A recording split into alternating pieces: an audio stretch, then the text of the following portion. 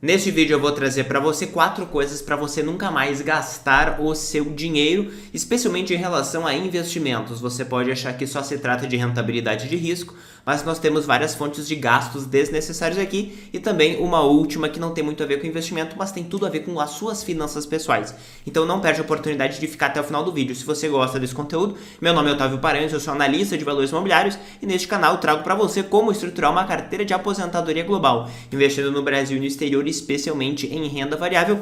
Antes de mais nada, tem um aviso para você aqui embaixo no link da descrição. Você encontra vários materiais gratuitos que eu já disponibilizei para você entender melhor como investir no exterior em renda fixa, em renda variável, vários ETFs de renda fixa, vários ETFs de renda variável e também como que você vai estruturar o seu investimento no exterior, além de obter mais informações sobre o meu curso Investimentos Globais, que é o curso mais completo sobre investimentos de aposentadoria passiva no exterior, e também sobre o meu serviço de consultoria personalizado. Então basta você se cadastrar aqui embaixo para obter mais informações. Então vamos direto para o nosso conteúdo. O primeiro item para você nunca mais gastar dinheiro é com assinaturas de casas de análise e com researches supostamente independentes. Ah, mas Otávio, você nunca comprou nenhum tipo de assinatura? Sim, eu comprei, é justamente por isso que eu digo para você não fazer isso. Por quê? Porque na prática, o que você vai receber quando você faz uma assinatura de uma casa de análise? Você vai ter a opinião de um determinado analista sobre uma empresa, se ela está acima ou abaixo ali do seu suposto valor de mercado.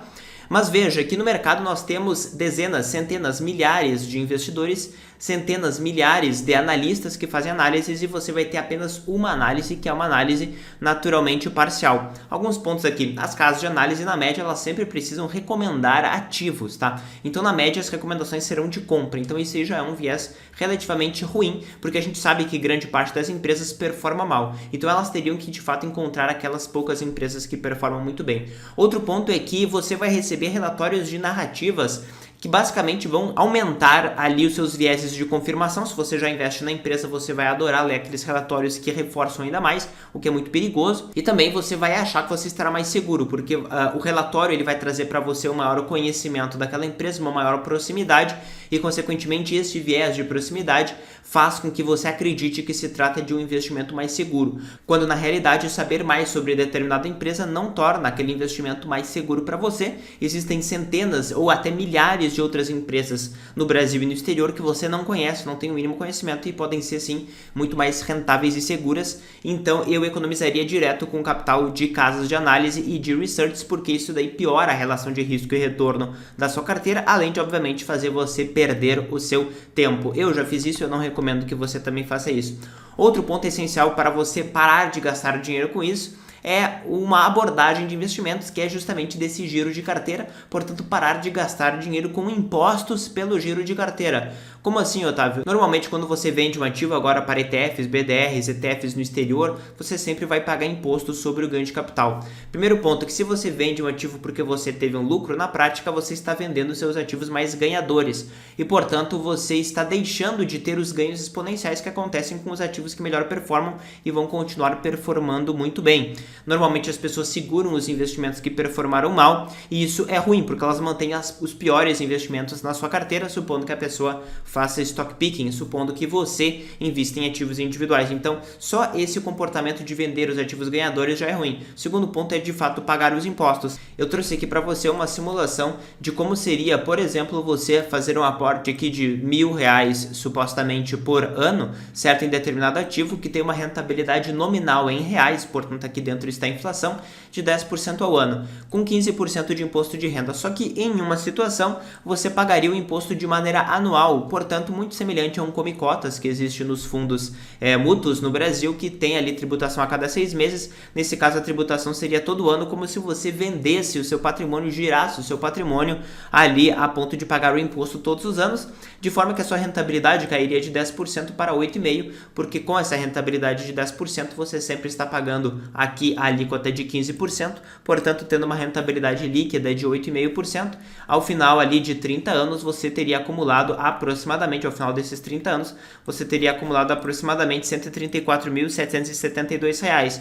E uma outra alternativa seria você deixar o capital compor, ou seja, sempre investir, não vender. Especialmente isso é possível através de ETFs amplos e passivos, em que você não tem que ter esse giro de carteira.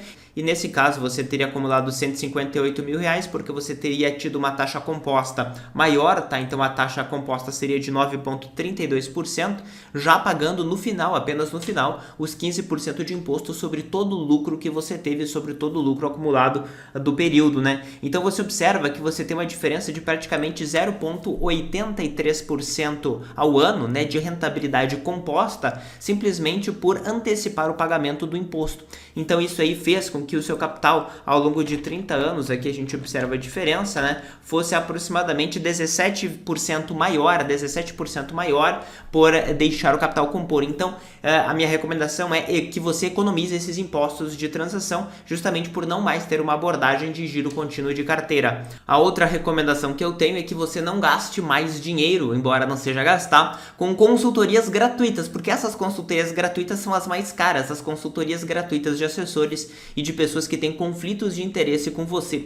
Então a minha recomendação é que você não mais pague indiretamente pelos péssimos produtos que são recomendados por assessores e pessoas que têm conflitos de interesse com você. Aqui eu trago um exemplo concreto, né? Se você tem uma rentabilidade nominal ali de 9% ao ano por 30 anos, mas você paga, nesse caso indiretamente por essas consultorias, taxas de custos de administração de fundos de investimento de 2% ao ano por 30 anos, você teria deixado na mão do gestor, você teria deixado na mão do intermediário aproximadamente ali 46% do seu capital, né? Então, ao invés de você obter 100%, você obteria somente 54% do total acumulado no período. Então, aqui eu demonstro de maneira muito concreta por que você não deve pagar por essas consultorias supostamente gratuitas, justamente com as alocações que você faz, porque isso é péssimo. Portanto, evite consultorias e assessorias que de gratuitas não tem absolutamente nada, né? Todas as pessoas que estão no mercado, elas estão ali para serem remuneradas, e é essencial que você saiba qual é exatamente a remuneração que você está pagando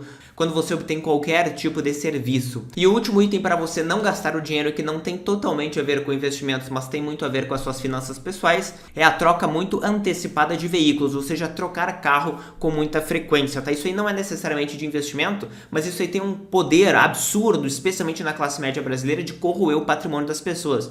As pessoas compram um carro ali zero por 100 mil e vendem por 80 2 anos depois, praticamente perdendo R$1.500, R$2.000 ao mês em depreciação. Esta realidade é extremamente comum. E aqui eu trago um gráfico para você bem interessante. Na média, o brasileiro ele anda 14 mil quilômetros por ano, tá, de carro. E aqui a gente tem, na média, né, esse estudo aqui é um pouquinho mais antigo, mas ele mostra claramente o preço dos carros de acordo com a quilometragem, o que é muito parecido de acordo com os anos. E a gente vê o quê? Que é uma curva, né, uma curva inclinada para baixo, e que na prática os primeiros anos são os anos que mais tem depreciação. A gente sabe que os veículos, principalmente os mais novos, eles depreciam de 15 a 20, 25% nos primeiros anos, tá? Isso é muita coisa. Então, quando a gente considera um carro hoje ali de 120, 130, 140 mil reais, os carros zeros mais completinhos ali, eles têm o poder de destruir o seu capital 20, 25 mil reais por ano, dependendo do veículo que você compra. Isso é uma perda muito grande, né, que eventualmente você poderia evitar se você ficasse mais tempo com o veículo, ou também se você comprasse um carro de 2, 3, 4 anos de uso seminovo e ficasse